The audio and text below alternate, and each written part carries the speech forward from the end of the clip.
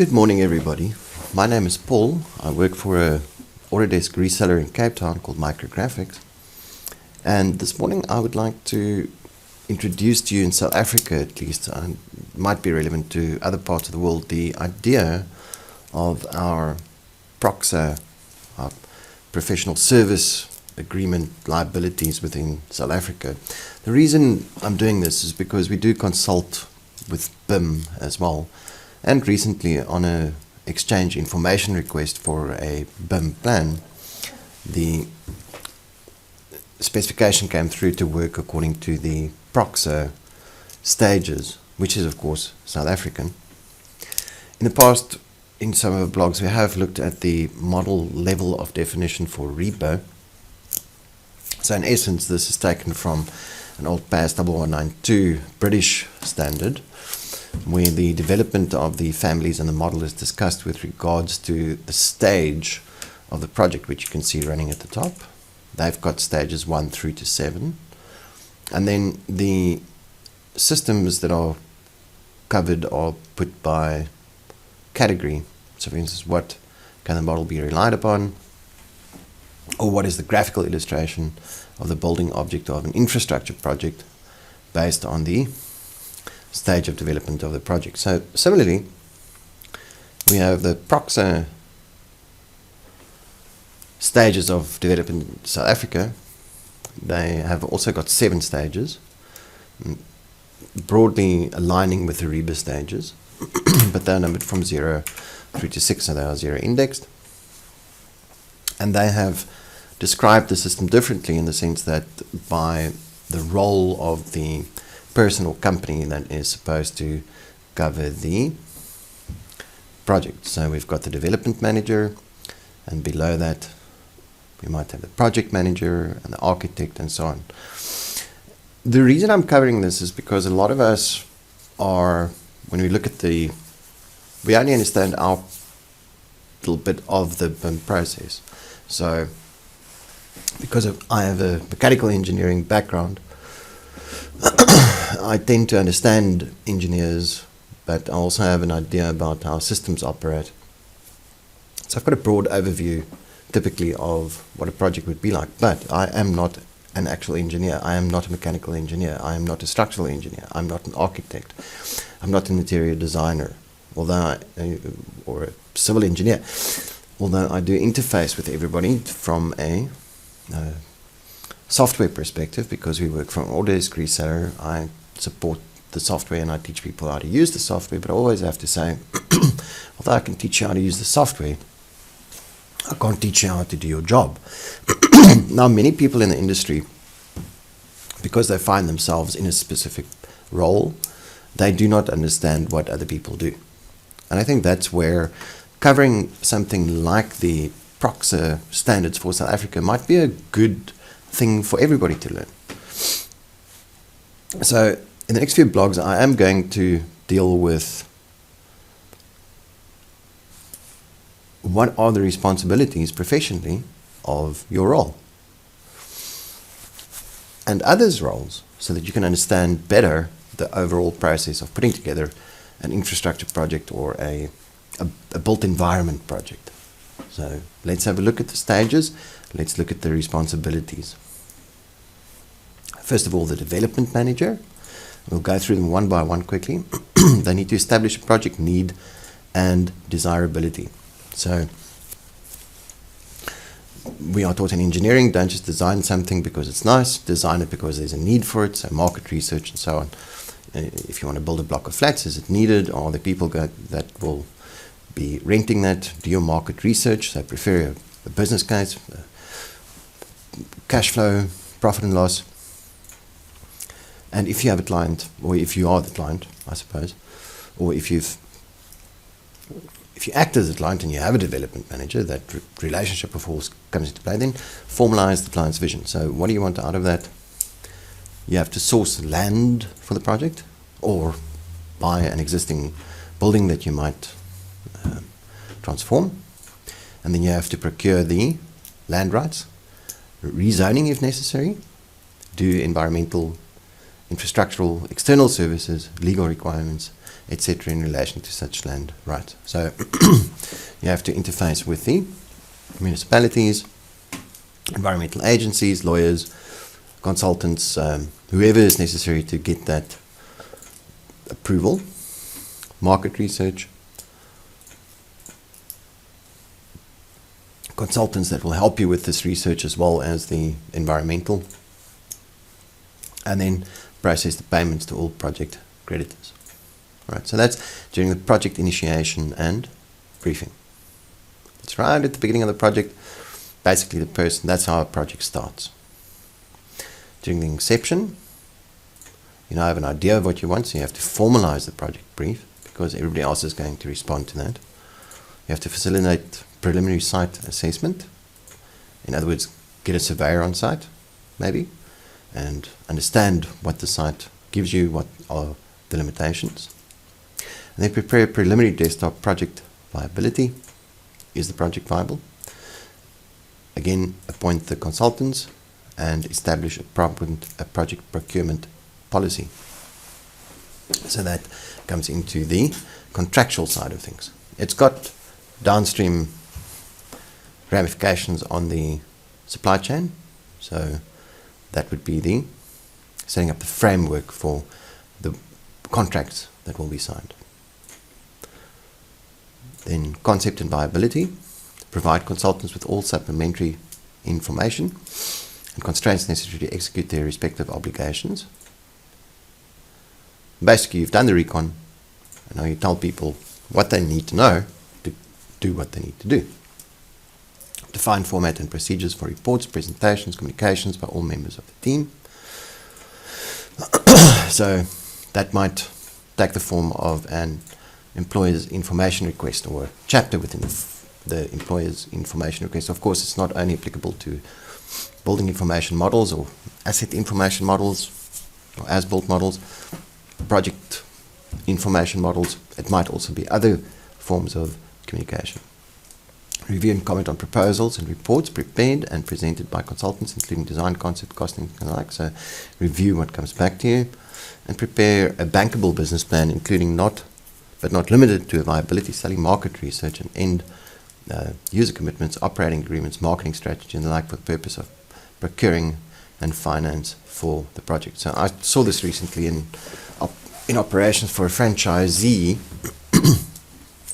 or a franchisor when developing a new restaurant chain, and they had to sell the business plan, and I was part of the modeling team, so I could see how the management team was selling the idea.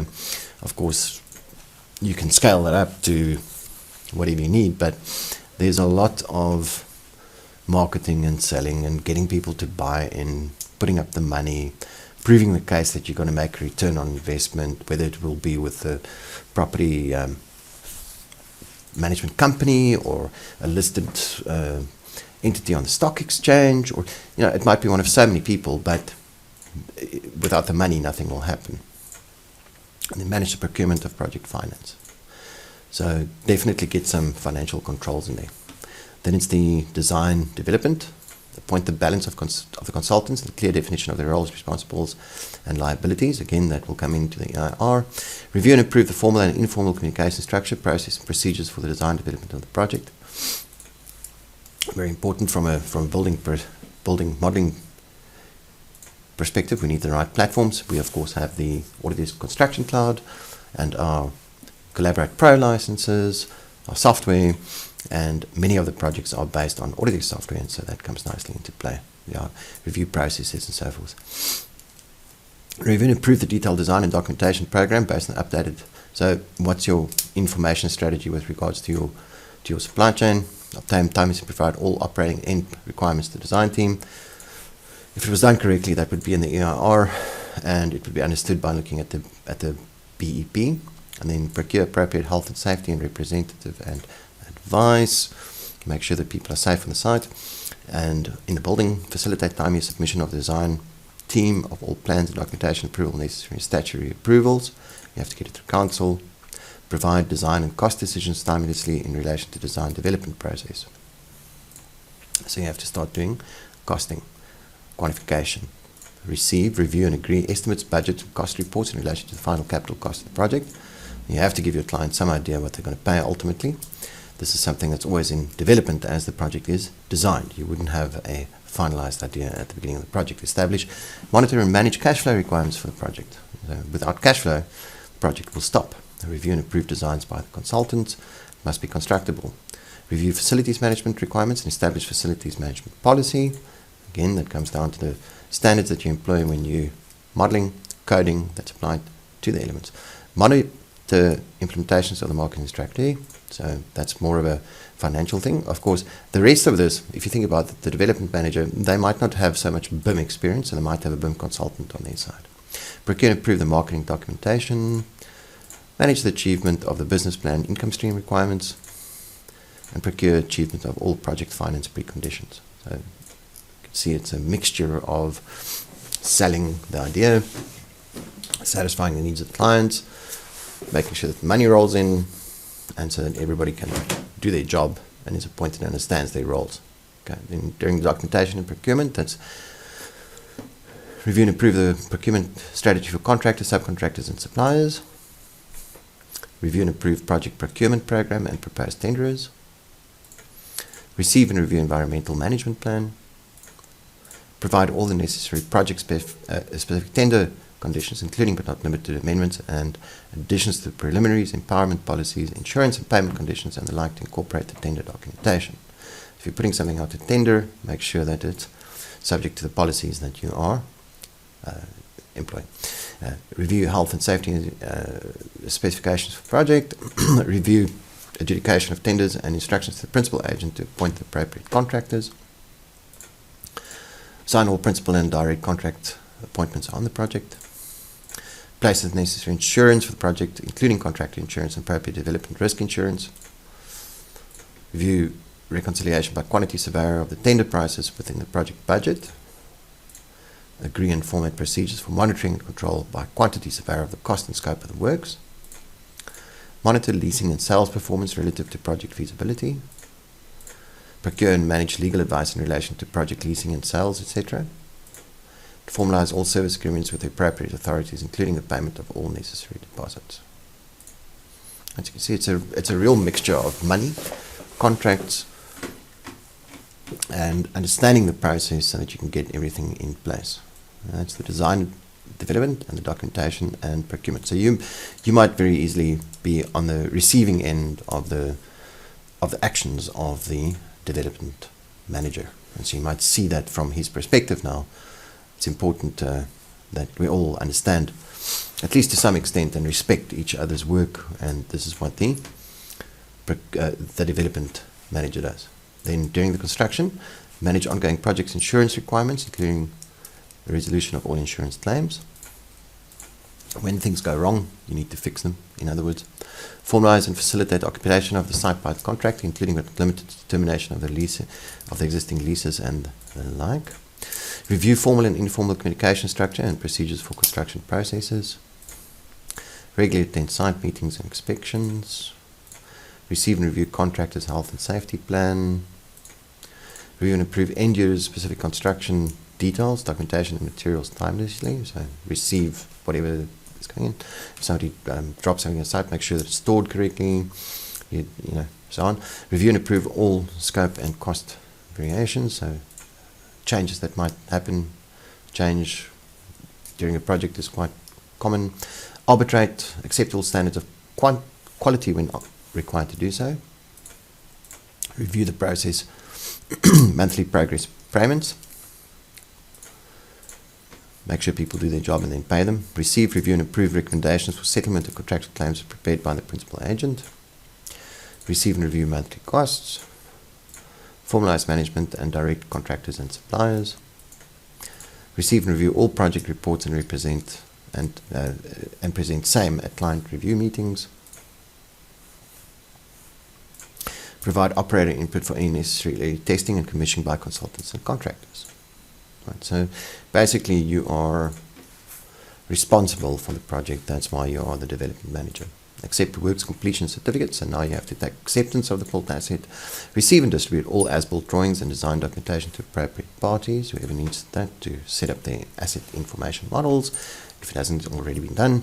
Receive and distribute all operating and maintenance manuals as well as all warranties and guarantees to appropriate parties. If you've done a proper BIM job, then that would already have been digitized and the information entered within the building, but you must make sure that it is correct. Receive and distribute all statutory compliance certificates and documentation to appropriate parties. Make sure everybody understands that the project was above board and all the legal and environmental conditions have been met. Receive and hand over health and safety files to the client, and monitor rectification of defects during the defects liability period. So unfortunately I haven't split these yet, so I'll just need to make a note of that and split those two. Then monitor the preparation agreement of the final accounts. Make sure everybody's debt is settled. Procure and distribute end users latent final completion defects list for inclusion in the project final completion latent defects list. So there usually are some defects that need to be fixed within a certain period, or should something break within a certain period, then the contractors would be liable to fix that. And then receive and review the present project closeout report to the client. So make sure that it has been properly prepared and that you can give it to the client, and then assist the client in procuring appropriate facilities management resources. And that really is the beginning and the end of the PROCSA responsibilities, what a development manager would be liable for during the project. I hope that this has shed some light on what a development manager does, the responsibilities that they have, so that we can respect who the development manager is and what they do and their responsibilities and how we interact with them, so that we can understand better the process through which a certain individual on a project would go to have that project become a reality. Until next time, good luck in your BIM projects, and let's all understand each other's roles and responsibilities.